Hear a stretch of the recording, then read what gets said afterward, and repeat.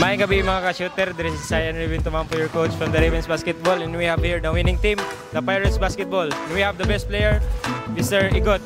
So Dol, unsay mo mga preparations sa karon nga duwa, Dol?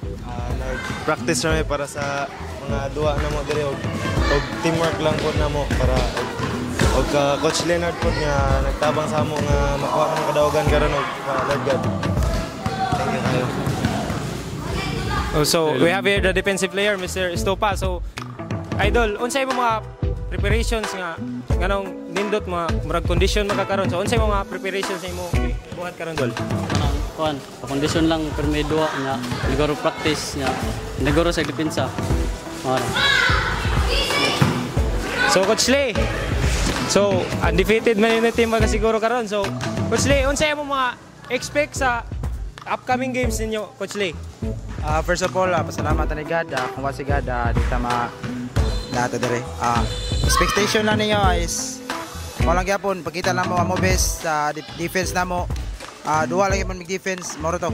Defense lang gyud permi. So thank you coaches and players, and this is the ASDL Season 2, ang liga ng mga shooter.